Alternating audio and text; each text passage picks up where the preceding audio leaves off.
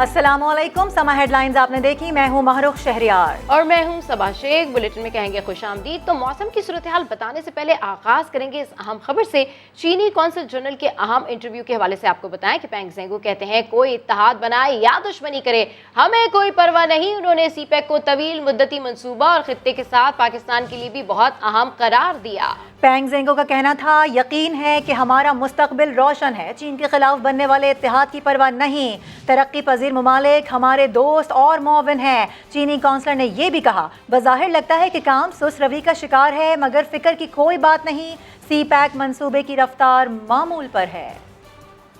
Like to ask you about the CPEC. It's a long-term plan for the area, especially for Pakistan. And just like everything develops, there are different stages. When speed of CPEC was normal? Because for the first stage, there are lots of state-owned companies coming to Pakistan. They built the power plants, they built the roads, all these infrastructures. But now we are trying to attract more Chinese small business, small companies coming to build the special economic zones. This needs time. So for this stage, it seems to be slower than before. But actually, everything is progressing. No problem. Why it was fast at the start? Why it is slow now? Now we have small companies coming. The small companies, they are not so efficient as our state-owned companies. So many things they are just that during negotiation, during cooperation, during building. Why state-owned big companies are not interested now? No, it's not a problem of interest or not. An alliance against China, US, India, Japan, Australia. So why they are together against China? This world is a world of free competition. Some of them would like to form a group to beat another competitors. As China, our policy is that we have independent friendship foreign policy. We don't forge alliance. But some countries, they want to forge alliance, so that's their choices. But China is not afraid of that one. We are a developing country. We have lots of friends in the developing world. We work together, we cooperate together. I believe that we have a bright future. India is the main player of this alliance, or America? I think that some country who is losing the influence now, they want to regain the advantages. So that country may be the leader of this group. Other countries are only participants, small or big. They are only participants. I think some superpower is a leading country in this bloc. How will you counter this alliance against China? Let's have a free competition. Let's have a fair play. That's our plan. We are not worrying about that too much. अहम interview दिया गया। समा के नुमाइंदे नईम अशरफ भट्ट को हमारे साथ ही मौजूद हैं, उनसे हम बात भी कर लेते हैं। नईम अशरफ भट्ट, एक मरतबा फिर एक बड़ा इंटरव्यू आप सामने लेकर आए हैं। हमने सुना भी उनकी जानिब से क्या कहा गया, मज़ीद बताइएगा। आप जब इनसे बात कर रहे थे, क्या इनके तासुरात थे, और साथ ही साथ जो इनकी जानिब से मौक़िफ़ इख्तियार किया गया, अपने नाज़रीन से एक मरतबा फिर से शेयर कीजिए।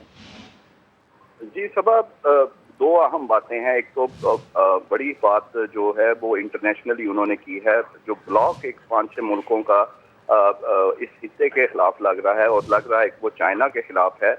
उसके मुतालिक जब उन्हें पूछा गया तो उन्होंने कहा कि एक सुपर पावर है जो इसको लीड कर रही है, इस ब्लॉक को, और वो चाहते हैं कि जो उनके मद्दे मुकाबल हैं वो उनको हराएं। यानी मद्दे मुकाबल उनके ज़ाहिर है चाइना ही है, उसके क्योंकि ये 4-5 मुल्कों में जो बड़े थे, इंडिया है, अमेरिका है, इंग्लैंड है, जापान है, तो उसमें ज़ाहिर चाइना के खिलाफ था और चाइना को उसमें वो शामिल नहीं थे। तो उन्होंने कहा कि हमें उसकी बिल्कुल परवाह नहीं, कोई हमें खौफ नहीं, क्योंकि चाइना जो है उसकी खारजा पॉलिसी बड़ी आज़ादाना और दोस्ताना है। बल्कि हम डेवलपिंग कंट्रीज जो तरक्की पजीर हैं वहाँ पर भी हम उनके साथ भी सरमायाकारी करते हैं।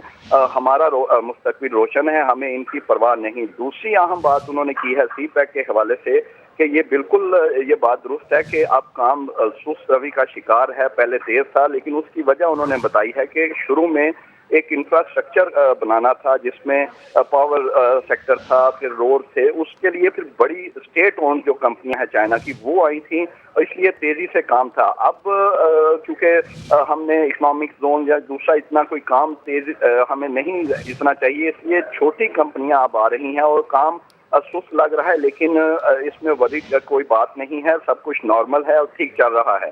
लेकिन जो खास तौर पे उन्हें जब पूछा गया कि जो अलायंस है इसका मेन प्लेयर इंडिया है या अमेरिका, क्योंकि दोनों से चाइना का एक है वो उनके साथ टेंशन रहती है, तो उन्होंने कहा कि सुपर पावर इसको लीड कर दिया। जी ठीक है। अच्छा नईम अशरफ भट्ट, ये इंटरव्यू ऐसे मौके पर कितना अहम लगता है आपको, जबकि हम देख रहे हैं कि अमेरिका में ये क्वाड जो है वो इत्तेहाद बन रहा है, दूसरी जानिब ये ऑकस है, तो ओवरऑल जो खित्ते में सूरत हाल चेंज हो रही है, उस मौके पर कौंसल जनरल का ये बयान आना कितना ज़्यादा आपको लगता है कि इसकी टाइमिंग कैसी है?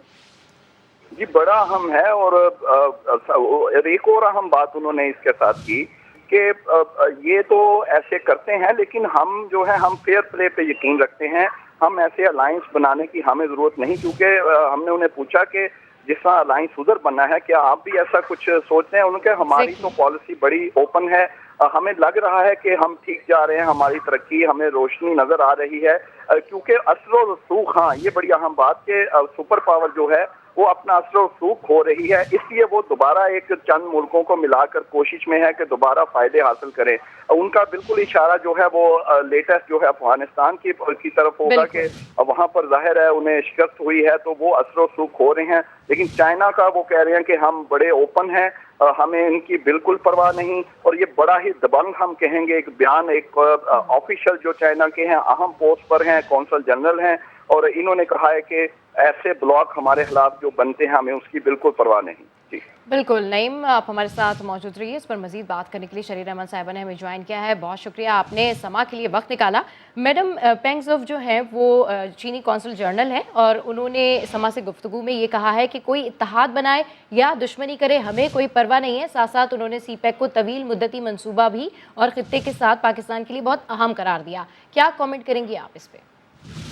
जी बिल्कुल, देखिए सी पैक पाकिस्तान के लिए एक अहम मौका है, ना सिर्फ नौकरियों के लिए और रोजगार के लिए, लेकिन इन्वेस्टमेंट और इंफ्रास्ट्रक्चर और इक्तिसादी मतलब ग्रोथ के लिए, तो मईशत के लिए, इक्तिसादियत के लिए बहुत अहम है और मुल्कें 21वीं सदी में इसी तरह पहुँचेंगी। तो पाकिस्तान और सी पैक का मैं समझती हूँ रिश्ता कोई तोड़ नहीं सकता। ये पीपल्स पार्टी की हुकूमत में शुरू हुआ जब ग्वादर प्रेसिडेंट ज़रदारी ने दिया चीन को, तो उनको एक कंफर्ट लेवल हुआ कि वो अब आके शुरू करेंगे, और ये हर हुकूमत ने कोशिश की है कि जितना भी इनको इस किस्म के जॉइंट वेंचर्स और गवर्नमेंट वेंचर्स में ला सकें वो ज़रूर लाएं।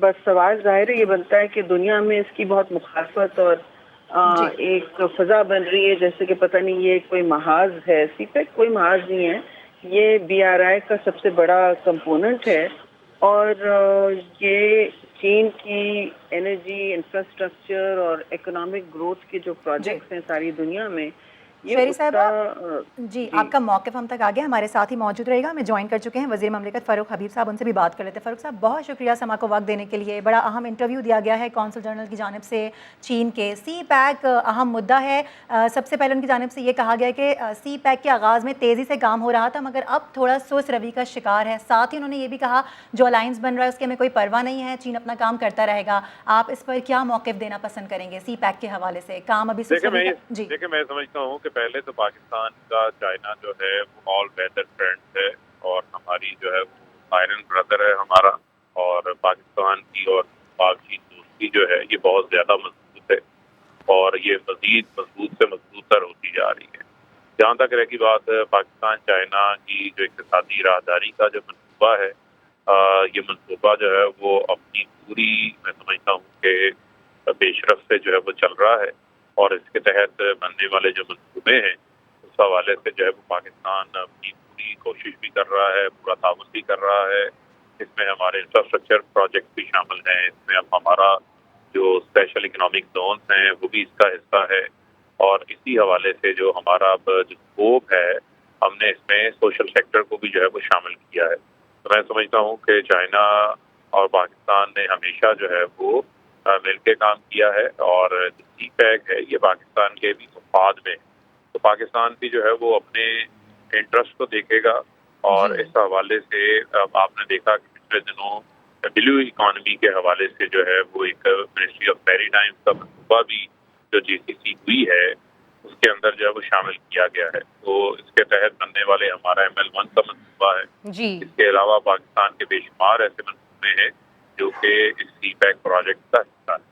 بالکل ٹھیک کہہ رہے ہیں سر، بے شمار ایسے پروجیکٹس ہیں جو کہ سی پیک کا حصہ ہیں۔ اچھا سر، انتہائی اہم انہوں نے انٹرویو دیا ہے اور انہوں نے کہا ہے کہ جو سپر پاور ہے وہ اپنا اثر و رسوخ کھو رہی ہے، اور جو اس طرح سے اتحاد بنائے جا رہے ہیں جیسے کوڈ کی اسپیشلی انہوں نے بات کی ہے، تو وہ کہتے ہیں کہ یہ تمام چیزیں سبوتاش نہیں کر سکتی ہیں، ہم اپنا کام کر رہے ہیں اور کام جاری رکھیں گے۔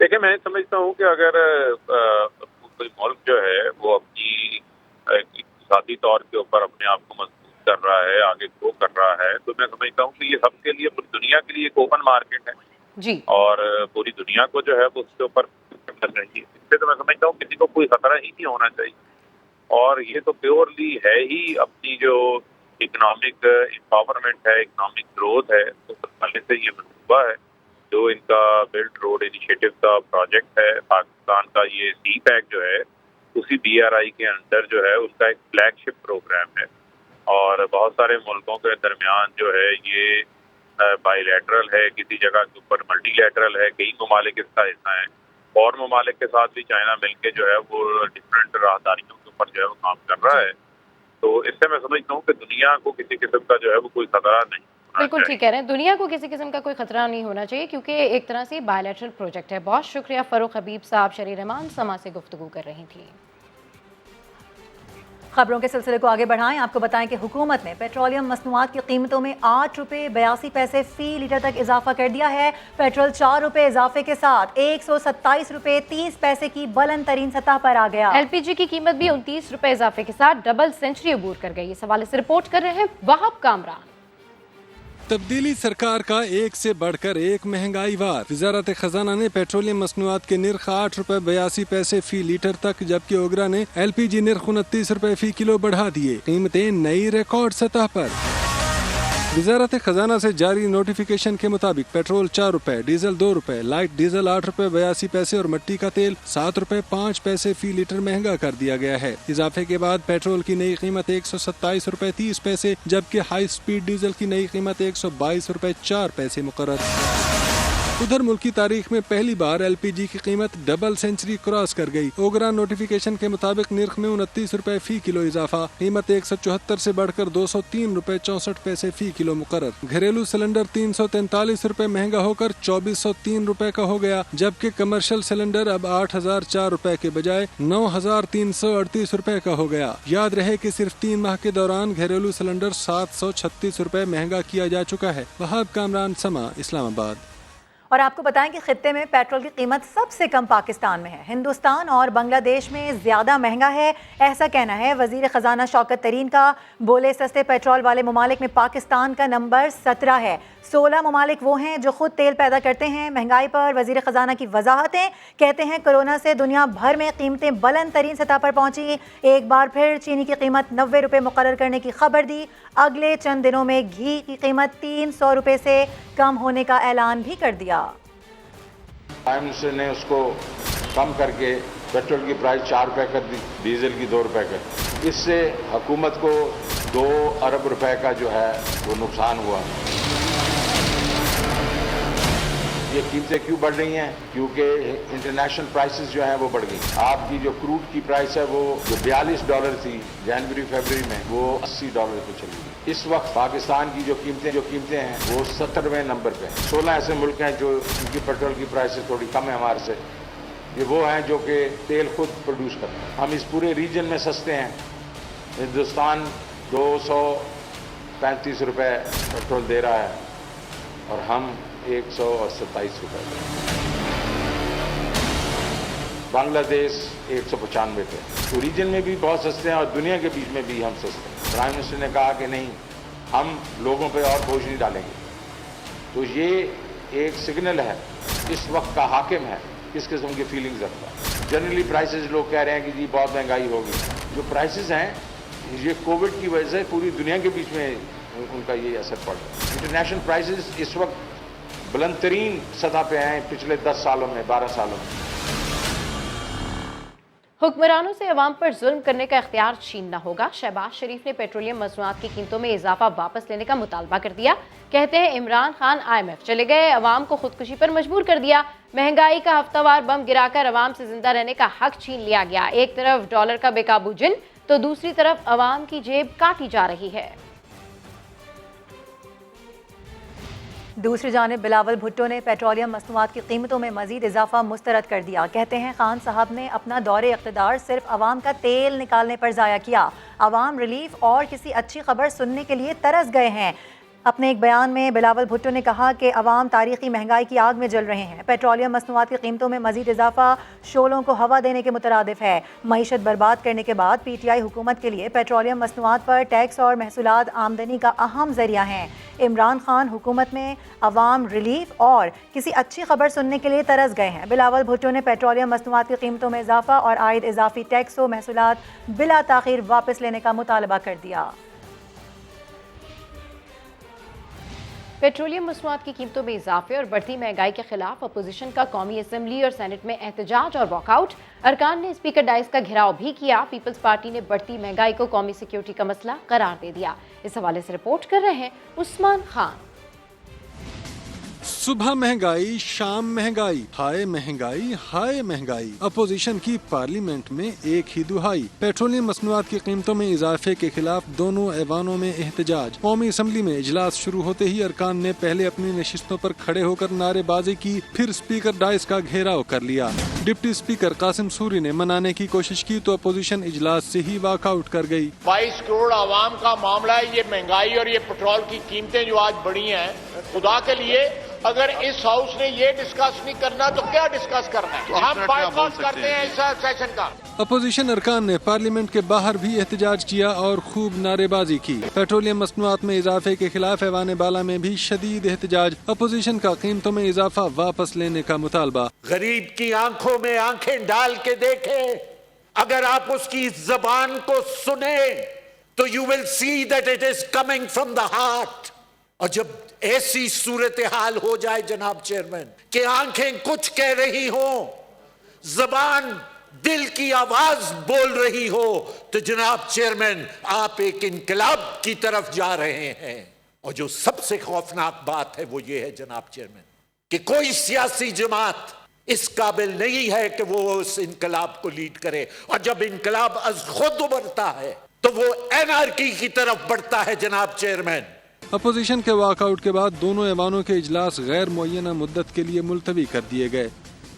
अभी आपको बताएं कि दुनिया की दूसरी बड़ी मुआशी ताकत चीन में तवानाई का बड़ा बहरान पैदा हो गया। लोड शेडिंग से कई इलाके तारीकी में डूब गए। बरतानिया में 90% से जायद पेट्रोल पंप्स खाली पड़े हैं, जबकि जर्मनी में गैस की किल्लत है। आटा गंदम माफिया एक बार फिर सरगर्म। फ्लावर मिल्स माफिया ने गंदम और आटे की मसनूई किल्लत पैदा कर दी। हुकूमत सिंध ने गंदम का कोटा जारी ना करके बुहरान मजीद बढ़ा दिया। 2.5 नंबर चक्की का आटा 80 रुपए फी किलो तक पहुंच गया। कराची से रिपोर्ट कर रहे हैं सैयद रिजवान आलम। आटे ने कर दिया है खुला चैलेंज शौकत तरीन को। हमारे वजीर खजाना ने पिछले दिनों नवीज सुनाई अवाम को कि आटा मिलेगा 55 रुपए फी किलो, जबकि बाजार में आटा किस भाव बिक रहा है और कीमतों में कितना फर्क है हुकूमत और बाजार की, आइए आपको बताते हैं। फ्लावर मिल्स माफिया ने गंदम और आटे की जखीरा अंदोजी की तो मार्केट में तलब और रसद का तवाजुन बिगड़ गया। आटे की कीमत बढ़ने के बावजूद सिंध हुकूमत की जानिब से गंदम का कोटा जारी न होने ने जलती पर तेल का काम किया। इसकी वजूहत जो हमें मिल वाले बता रहे हैं वो यही है कि ज़्यादातर मुल्क के दूसरे इलाकों में कोटा जारी कर दिया गया है गंदम का, जो गवर्नमेंट देती है। सिंध में अभी तक इनके कोई मामला हल नहीं हुए। होलसेल मार्केट में एक माह के दौरान 2.5 नंबर आटे की कीमत 12 रुपए इजाफे के साथ 66 रुपए, जबकि रिटेल मार्केट में 70 रुपए तक जा पहुंची है। जबकि चक्की का आटा तारीख की बुलंद तरीन सतह 80 रुपए फी किलो में फरोख्त हो रहा है। गंदम के रेट इस वक्त आज की मार्केट अगर आप देखें तो 62-63 में ट्रेड हो रही है और आटे का रेट 80, 82, कोई फिक्स नहीं है इस वक्त। आटे की कीमतें आसमान पर पहुंचने के बाइस अवाम हुकूमत से सख्त नाला और परेशान है। 400 रुपये में आप चक्की का 5 किलो आटा आप ले सकते हैं 400 रुपये में, यानी अगर आपने 10 किलो आटा लेना तो 1000 का नोट आप अपनी जेब में तैयार रखें। इस डिटेल से बोलते हैं कि पाकिस्तान में सबसे कम महंगाई है, उनको शर्म नहीं आती जरा सी भी कि गरीब आदमी बेचारा क्या कर रहा है, कहाँ से खाएगा वो आदमी पहले जो 10 किलो आटा लेता था वो 2 किलो आटों पे आ गया है कि किसी तरह से मेरा घर चलता रहे, किसी तरह से मेरा बच्चे खाना खाते रहे। मुल्क में गंदम के वाफिर ज़खायर मौजूद होने के बावजूद गंदम माफिया सरगर्म है और उसने ज़ख़ीरा अंदोज़ी करके गंदम की कीमतें और आटे की कीमतें बुलंद तरीन सतह पर पहुँचा दी हैं। चक्की के आटे की कीमत 80 रुपये की बुलंद तरीन पहुँच चुकी है, जबकि राशन का 2.5 नंबर आटा भी 70 रुपये से तजावुज़ कर चुका है। लेकिन वफाकी और सूबाई हुकूमतें लंबी तान कर सो रही हैं। कैमरामैन फैसल आगाई के साथ सैयद रिजवान आलम, समा, कराची। और कराची में आटा महंगा क्यों फ़रोख्त हो रहा है? वज़ीर ममलिकत फ़ारूक हबीब ने वजह बता दी। कहा ये पीपल्स पार्टी हुकूमत की नाअहली है। पंजाब में सरकारी गंदम 1950 रुपये में रिलीज़ हो रही है, मगर सिंध का सरकारी गंदम गोदामों में पड़ा है। मज़ीद क्या कह रहे थे आपको सुनवा देते हैं। आज पंजाब में गंदम 1950 रुपये में सरकारी गंदम जो है वो रिलीज़ हो रही है, लेकिन सिंध में जहां पर 13 साल से पीपल्स पार्टी की हुकूमत है वहां अभी तक जो है उनके गोदामों के अंदर सरकारी गंदम जो है वो उसी तरह मौजूद है। आज अगर पंजाब में 20 किलो आटे का थैला 1100 रुपये में मुहैया हो रहा है तो कराची के अंदर वही आटे का 20 किलो का थैला 1350 रुपये में 1400 रुपये में बिक रहा है। तो इतनी बड़ी जो फ़र्क है सूबों के दरमियान कीमतों का, इसमें मैं समझता हूँ कि पीपल्स पार्टी की हुकूमत की एक बहुत बड़ी नाअहली है। कराची में तूफान का खतरा टल गया। महकमा मौसमियात के मुताबिक कराची में तेज़ बारिश का इम्कान नहीं। महकमा मौसमियात का कहना है कि तूफान शाहीन का रुख ओमान की तरफ है। कराची, हैदराबाद, ठट्टा और बनीन समेत सिंध की दीगर अजला में हल्की बारिश हो सकती है। समंदर में 3 अक्टूबर तक तूफ़ानी रहेगी। कराची, क्लिफ्टन, डिफेंस, नॉर्थ नाज़िमाबाद, सोराबकोट समेत दीगर इलाकों में बारिश हुई। कल से मौसम में बेहतरी आ जाएगी। महकमा मौसमियात की जानिब से जारी 5वें अलर्ट में बताया गया है कि समंदरी तूफान के पेश नज़र गवादड़, लसबेला, आवरान, केच, खुजदार, कलात और पंजगोर डिस्ट्रिक्ट में मूसलाधार बारिश मुतवक्के है।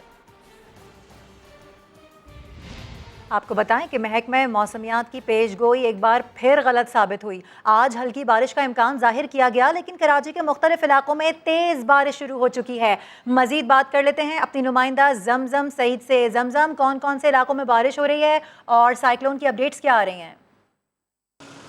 जी बिल्कुल, बहरे अरब में बनने वाला हवा का कम दबाव बिलाखिर साइक्लोन की शक्ल इख्तियार कर गया है और इस साइक्लोन को जो है वो शाहीन का नाम दिया गया है, जो कि कतर ने तजवीज़ किया है। जो साइक्लोन है उसका रुख ओमान की जानिब है, इसीलिए बलूचिस्तान के जितने भी एरिया हैं उनको हाई अलर्ट कर दिया गया है। इसके अलावा कराची में फिलहाल कोई ऐसा खतरा नहीं है। महकमा मौसमियात का ये कहना था कि आज शहर में जो है वो बूंदाबांदी तो कहीं हल्की बारिश होगी, लेकिन एक मरतबा फिर से महकमा मौसमियात की ये पेशगोई भी गलत साबित हुई। वो इस तरह के एयरपोर्ट की बात करें, सोराबकोट, गुलशन मेमार और अतराफ के जितने भी इलाके हैं, नॉर्थ कराची, वहाँ पर इस वक्त जो है वो तेज़ बारिश का सिलसिला शुरू हो चुका है। और कैमरामैन राशिद इशरत जो है मेरे अगर रकब में भी दिखाएं, इस वक्त मैं क्लिफ्टन में मौजूद हूँ और यहाँ भी जो है वो बादल छाने लग गए हैं और बिल्कुल अंधेरा होने लग गया और इस तरह महसूस हो रहा है कि बस चंद ही मिनटों बाद यहाँ भी जो है वो बारिश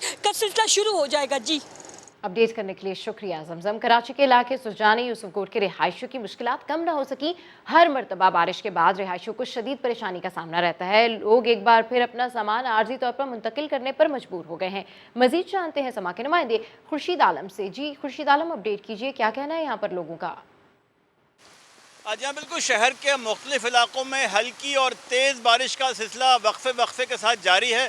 मैं इस वक्त मौजूद हूँ सुरजानी के इलाके यूसुफकोट में। यूसुफकोट में भी करीमी चौक के पास रेन एमरजेंसी कैंप कायम कर दिया गया है। हैवी मशीनरीज भी वहाँ पर पहुँची हैं और मुख्तलिफ लोगों से हमारी बात हुई, लेकिन चूँकि यहाँ के लोग गुज़िश्ता 2 बरसों से डरे हुए हैं बारिश के बाद जो तबाहकारी होती है, उनमें से बहुत सी फैमिलीज़ ऐसी भी थीं जिनका ये कहना था कि वो अपना सामान आर्जी तौर पर यहाँ से शिफ्ट कर रहे हैं, क्योंकि ये जो कैमरामैन आपको दिखाएंगे कि ये जो बरसाती नाले की तामीर होनी थी ये अब तक नहीं हो सकी है, जिसकी वजह से इलाके में सड़कों पर और गलियों में पानी जमा होता है और समय इसकी निशानदेही पहले करता रहा है। लेकिन उनका खौफ अभी भी अपनी जगह पर बरकरार है। अब से थोड़ी देर पहले वज़ीर आला के मुआविन खुसूसी वक़ार मेहदी ने भी यहाँ का दौरा किया था और इंतज़ामिया को इस बात की ताकीद की थी कि यूसुफ गोट के मकीनों को किसी भी मुमकिन नुकसान से बचाने के लिए हर मुमकिन इक़दामात को बरूए कार लाया जाए। बहुत शुक्रिया आपका, आप हमें आगाह कर रहे थे खुर्शीद। इस वक्त अपडेट आ रही है, आपको बताएं कि कोहलू और गिरदोनवा में गरज चमक के साथ बारिश हो रही है। बारिश से नशेबी इलाके ज़ेरे आब आ गए हैं। मनाजिर समा की टेलीविजन स्क्रीन पर भी इस वक्त मुलाहिजा किए जा सकते हैं। कोहलू और यहाँ पर गिरदोनवा में गरज चमक के साथ बारिश जारी है, जबकि बारिश से नशेबी इलाके ज़ेरे आब आ गए हैं। दादू में बारिश का सिलसिला वक्फे से जारी है। नदी नालों में तुग़यानी आ गई है। मुख्तलिफ हादसात में एक बच्ची जाँ बहक और 3 अफराद जख्मी हो गए। आपको बताएं कि तहसील जोही, खैरपुर, नाथन शाह और मेहड़ में वक्फे से बारिश हो रही है, जिसके बायस नशेबी इलाके ज़ेरे आब आ गए हैं। खैरपुर नाथन शाह के नवाही गाँव में मकान की छत गिरने से 8 साला बच्ची जाँ बहक जबकि 3 अफराद जख्मी हो गए। केरथर और काचू में बारिशों के बाद नदी नालों में तुग़यानी आ गई। काचू के मुतादिद देहात का शहरी आबादी से रास्ता मुनक़ता हो गया। सिंध हाई कोर्ट ने सरकारी इदारों को कोरंगी मेहरान टाउन में कायम गैर कानूनी फैक्ट्रीज के खिलाफ कार्रवाई से रोक दिया है। इरफान उल हक हमारे साथ हैं, बात कर लेते हैं उनसे। इरफान, मजीद बताइएगा इस हवाले से क्या खबर है आपके पास? देखिए कि मुख्तलिफ फैक्ट्री मालिकान हैं जिन्होंने अदालत से रुजू किया है। उनका ये कहना है कि उन्होंने तमाम कवानीन और ज़ाब्तों पर अमल करते हुए ये फैक्ट्रियाँ कायम की हैं और जो यूटिलिटीज़ हैं वो भी हासिल की हैं। तमाम कनेक्शंस उनके कानूनी हैं, जो तामीरात हैं वो भी कानून के मुताबिक की गई हैं। कमर्शलाइजेशन है प्लॉट्स की, वो भी कानून के मुताबिक की गई है। ताहम SBCA, KDA और दीगर इदारे जो है वो कार के लिए पहुंच गए हैं और उनकी कोशिश है कि किसी तरह इन फैक्ट्रियों को मुनादिम कर दी जाए। इसके अलावा जो गैस और बिजली के कनेक्शन हैं वो आते जा रहे हैं। अदालत ने इब्तिदाई समाअत के बाद नोटिस जारी किए हैं और हुक्म इम्तना भी जारी कर दिया है। हिदायत की है कि आइंदा समाअत तक इन फैक्ट्रियों के खिलाफ कोई कार्रवाई ना की जाए। कोई कार्रवाई ना की जाए। बेहद शुक्रिया आपका इरफान। कराची में ये क्या हो रहा है? दोस्त ने दोस्त को कत्ल करके उसकी लाश ड्रम में बंद की और बजरिया कार्गो पेशावर रवाना कर दिया। मजीद जानते हैं chief crime reporter Ahmed Rehman Khan से। अहमद रहमान खान, अपने ही दोस्त का कत्ल इतनी सफाकी के साथ, क्या मामला क्या है ये? जी बिल्कुल, एक मुलजिम को इस केस में गिरफ्तार किया गया है, लेकिन जो मरकजी मुलजिम है इस केस का मुलजिम गुल रहमान, वो जो है वो ताहाल फरार है। इसने अपने दोस्त को 20 साला उमर फारूक को जो है वो कत्ल किया था। कत्ल करने के बाद ड्रम में इसकी लाश को डाला और कार्गो के जरिए जो है वो उसको अफगानिस्तान जो है वो इस लाश को भेजना चाहता था, लेकिन पेशावर तक ही जो है इस लाश को ये पहुंचा सका। एक ड्रामा भी रचाया कि जो उमर फारूक के घरवाले थे उनको फोन किया और उनको फोन करके 1 करोड़ रुपए तावान मांगा, क्योंकि ये चाहता था कि इस वाक़े को अगवा की वारदात का रंग दिया जा सके। उसके बाद रेंजर्स और पुलिस की जानिब से कार्रवाई की गई है जिसमें इस केस को सॉल्व किया गया है। एक सहूलतकार गिरफ्तार किया गया है जबकि मरकजी मुलजिम ताहाल फरार है। जी ठीक है, मरकजी मुलजिम ताहाल फरार है। अपडेट करने के लिए शुक्रिया अमर। अभी खबर यह है कि अदाकार उमर शरीफ की तबीयत में बेहतरी आ रही है। डॉक्टर तारिक शहाब कहते हैं कि जर्मनी में मेडिकल टीम से राबते में हूँ। समा के नुमाइंदे यासिर फिरोज़ को इंटरव्यू दिया, उन्होंने मजीद क्या कहा आपको दिखाते हैं। यासिर, जैसा कि आपको पता है कि उमर शरीफ जब पाकिस्तान से चले तो उन्होंने अपना पहला स्टॉप ओवर जो है जर्मनी में था उनका। वहां पे जो है उनकी हल्का सा बुखार था प्लेन में और कुछ थकावट थी, जिसकी वजह से मेडिकल क्रू ने मुझे कॉल किया और ये कहा कि बेहतर ये होगा कि उनको यहाँ रेस्ट कराया जाए बजाय इसके कि सफर कंटिन्यू करें। तो मैंने भी इस चीज से इत्तेफाक किया। अब वो वहां पे न्यूरमबर्ग के हॉस्पिटल में एडमिटेड हैं, जहां पे डॉक्टर्स की टीम ने उनका मुआयना किया। कल भी मेरी वहां के डॉक्टरों से बात हुई है। वहां के जो इंचार्ज डॉक्टर हैं डॉक्टर स्टीफन जॉन, उनसे कल बात हुई थी और आज फिर उनसे मेरी बात हुई है। इनिशियल उनका ये सस्पिशन था कि ब्लड टेस्ट वगैरह देखने के बाद चेस्ट एक्सरे भी किया था कि उनको हल्का सा निमोनिया है, जिसके लिए उन्होंने एंटीबायोटिक्स स्टार्ट कर दी है। मुल्तान का शहबाज शरीफ फैमिली पार्क इंतजामिया की नजरों से ओझल हो गया। माली नाही चौकीदार पार्क की हालत दिन ब दिन खराब होने लगी। मेरा नाम चौधरी शौकत रजा है, मैं डबल फाटक का रहायशी हूँ। ये जो पार्क आप देख रहे हैं ये है शहबाज शरीफ फैमिली पार्क। ये देखिए जी, शाम के टाइम, रात के टाइम हम लोग स्पेशली यहाँ फैमिली के साथ आते थे तो यहाँ पे बिजली के पोल थे, लाइट्स होती थी और यहाँ पे वॉकिंग ट्रैक था, तो वो नहीं है, वो बिल्कुल टूट फूट का शिकार है। बच्चे आते हैं, बच्चे डरते हैं कि ये पार्क नहीं है, ये तो भूत बंगला है। कोई तो इंतज़ामिया हो यहाँ पे, चौकीदार, गार्ड, किसी की तो जिम्मेवारी बनती है ना। सबकी फैमिली आती है, अब कोई भी यहाँ पे नहीं आता और اسپیشلی میں تو یہ کہوں گا کہ خدارا یہ جو پارک آپ لوگوں نے فیملی کے لیے بنائی ہے تو یہ فیملی والا ماحول دیں. تو میں درخواست کروں گا اسپیشلی پی ایچ اے سے, انتظامیہ سے, خدارا یہ ڈبل فاٹک کی ایک واحد ایک یہ پارک ہے, فیملی پارک ہے, تو اسے فیملی پارک کی شکل دی جائے. اور اب ہم آپ کو دیں گے سب سے بڑی خبر. حکومت اور کالعدم تحریک طالبان کے درمیان مذاکرات شروع ہو گئے ہیں. وزیر اعظم عمران خان کا ترک ٹی وی کو انٹرویو, بتایا کہ افغان طالبان مذاکرات میں مصالحت کار ہیں. پاکستان نے ٹی ٹی پی سے غیر مسلح ہونے کا مطالبہ بھی کر دیا ہے. اہم اور بڑی خبر آ رہی ہے, اپنے ناظرین کو بتائیں کہ حکومت اور کالعدم تحریک طالبان کے درمیان مذاکرات شروع ہو گئے ہیں. وزیر اعظم عمران خان نے ترک ٹی وی کو انٹرویو دیا ہے جس میں ان کی جانب سے بتایا گیا ہے کہ افغان طالبان مذاکرات میں مصالحت کار ہیں. بالکل, یہ اہم خبر آپ کے ساتھ شیئر کر رہے ہیں. حکومت اور کالعدم تحریک طالبان کے درمیان مذاکرات شروع ہو گئے ہیں. وزیر اعظم عمران خان کا ترک ٹی وی کو انٹرویو, بتایا کہ افغان طالبان مذاکرات میں مصالحت کار ہیں. پاکستان کا ٹی ٹی پی سے غیر مسلح ہونے کا مطالبہ. آپ کو اس خبر سے اپڈیٹ کر رہے ہیں. اس حوالے سے پہلے بھی کئی باتیں سامنے آئیں اور اب پرائم منسٹر عمران خان نے جب ترک ٹی وی کو یہ انٹرویو دیا ہے تو اس میں ان کا کہنا ہے کہ افغان طالبان مذاکرات میں مصالحت کار ہیں, جبکہ پاکستان کا ٹی ٹی پی سے غیر مسلح ہونے کا مطالبہ اب سامنے آیا ہے. یہ اوور آل سچویشن ہے جو ہم آپ کے ساتھ میں شیئر کر رہے ہیں. اہم خبر ہے, پرائم منسٹر عمران خان نے ترک ٹی وی کو یہ انٹرویو دیا ہے جس میں ان کا کہنا ہے کہ پاکستان نے ٹی ٹی پی سے غیر مسلح ہونے کا مطالبہ کیا ہے. افغان طالبان جو ہیں ان مذاکرات میں مصالحت کار ہیں اور نیگوسیشنز کروا رہے ہیں. آپ کو بتائیں کہ حکومت اور کالعدم تحریک طالبان کے درمیان مذاکرات شروع ہو گئے ہیں. یہ ایک اہم ڈیولپمنٹ ہوگی. خطے کی اوور آل جو صورتحال ہے وہ ان مذاکرات کے بعد بڑی طور پر دیکھا جائے گا کہ تبدیلی آئے گی, کیونکہ اوور آل افغانستان کی صورتحال دیکھی جائے تو وہاں پر پوری دنیا کی نظریں جمی ہوئی ہیں اور اسی لحاظ سے پاکستان بھی پوری دنیا میں اہمیت کا حامل ہے, کیونکہ پاکستان کی جانب سے ہمیشہ افغانستان میں امن کی کوششیں کی گئی ہیں. اس پر مزید بات کرنے کے لیے ہمیں جوائن کیا ہے خالد عظیم صاحب نے. خالد عظیم صاحب, انتہائی اہم ڈیولپمنٹ سامنے آئی ہے, کیا کہیں گے آپ اس پر؟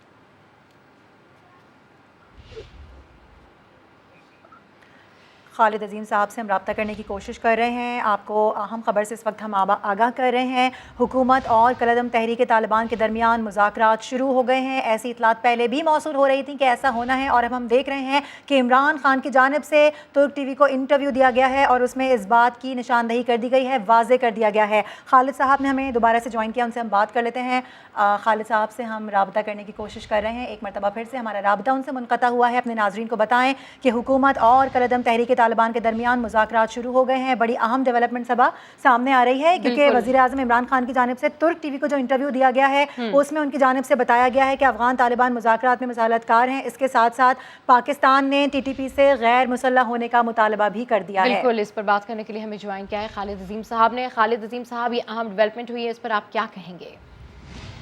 دیکھیں جی, پاکستان کے وزیر اعظم نے جو اس سے پہلے موقف اختیار کیا ہوا تھا, یہ اس کی ایک عملی صورت ہے جس کو اس وقت انہوں نے سامنے رکھا ہے, اور انہوں نے دنیا کو یہ بھی پہلے بھی باور کراتے رہے کہ جو بھی نئی صورتحال ہے, جن لوگوں کا وہاں پہ اب کنٹرول ہے یا جو لوگ وہاں پہ موجود ہیں, ان کو ہمیں انگیج کرنا ہوگا. اور پاکستان نے اس انگیج کرنے کا جو عمل ہے اس کا آغاز کیا ہے, اور پاکستان نے ہمیشہ اس بات کو کہا ہے کہ افغانستان میں جو افغان عوام کے فیصلے ان کے تناظر میں پوری دنیا جو ہے وہ اس کو افغانوں کی سپورٹ کرنی چاہیے. اب پاکستان یہ سمجھتا ہے کہ وہاں پہ کوئی اس کو اس طرح سے نہیں چھوڑا جا سکتا کہ وہاں پہ کوئی حکومت موجود نہ ہو. جو لوگ وہاں پہ موجود ہیں ان کے ساتھ آپ کو مذاکرات کرنے چاہیے, ان کے ساتھ آپ کو بات چیت کر کے یہ دیکھنا چاہیے کہ عالمی برادری میں اس کو کس طرح سے جو ہے وہ انڈکٹ کیا جا سکتا ہے. اور اسی سوچ کے پیش نظر پاکستان کے وزیر اعظم جو ہے ان کی یہ بات ہے, اور ساتھ انہوں نے اس بات کو بھی واضح کیا کہ پاکستان کے لیے جو چیزیں اریٹینٹ ہیں, جس میں سر فہرست جو ہے وہ ٹی ٹی پی کا معاملہ ہے, اس کے بارے میں چونکہ پاکستان اس سے پہلے بھی جو طالبان ہیں جو اس وقت جن کا کنٹرول ہے افغانستان پہ, ان کے ساتھ بات کرتا رہا ہے, اور پاکستان کو یقین دہانیاں بھی کروائی گئی ہیں کہ افغانستان کی سرزمین جو ہے وہ کسی صورت میں بھی پاکستان کے خلاف بلکہ کسی بھی ملک کے خلاف استعمال نہیں ہونے دی جائے گی. تو ان سارے حقائق کو سامنے رکھتے ہوئے جو عملی شکل ہے اس پہ ساری دنیا کو کردار ادا کرنا ہوگا. ساری دنیا جو ہے وہ اس کو دیکھنا ہوگا کہ کیا افغانستان کو اسی طرح سے چھوڑ دیا جائے और फिर खास तौर पर अगर अमेरिका की बात की जाए तो अमेरिका ने खासा वक्त ज़ाया किया है, अपनी जो उसकी कठपुतली हुकूमत उस वक्त थी उसको समझाने की कोशिश ही नहीं की कि आने वाले जो दिन हैं उसके लिए क्या लाया अमल इख्तियार किया जाए। और यही वजह है कि आज अगर हमें कोई खला महसूस होता है तो उसकी जिम्मेदारी उन लोगों पे है जो कि अफगानिस्तान को इसी तरह से इसी हालत में छोड़ के चले गए। और मैं आपको अगर याद दिलाऊं कि जो दोहा का मुआहदा हुआ था उसके तकरीबन 7 माह बाद तक भी कोई हुकूमत साजी के हवाले से बातचीत भी नहीं हुई, और जो बातचीत हुई है वो इतनी बेनतीजा है कि उनका बिठाया हुआ जो बंदा है उसको चोरों की तरह जो है वो मुल्क छोड़ के भागना पड़ा। और वो वहाँ पे वो सारी जब सूरत-ए-हाल को छोड़ के चला गया तो उसके बाद किसी को इस बात का शिकवा तो नहीं करना चाहिए कि जी फलां ने बज़ोर कुव्वत वहाँ पे कब्जा कर दिया। जो भी सूरत-ए-हाल है उसको सारी दुनिया को समझना होगा, और जो अफगान तालिबान की वहाँ पे इस वक्त कुव्वत है उसको तस्लीम करते हुए उनको एंगेज करना होगा। और वो जो मामलात जो तहफ़्फ़ुज़ात बिल्कुल ठीक कह रहे हैं, वहाँ पर जो कुव्वत है हैं उसको एंगेज करते हुए ये सारी बातें तस्लीम करना होंगी। इससे पीस प्रोसेस जो है वो खासा स्टेबल होगा। खालिद अज़ीम साहब हमसे गुफ्तगू कर रहे थे, आपका शुक्रिया। एक ब्रेक के बाद होंगी हेडलाइंस, देखते रहिए समा।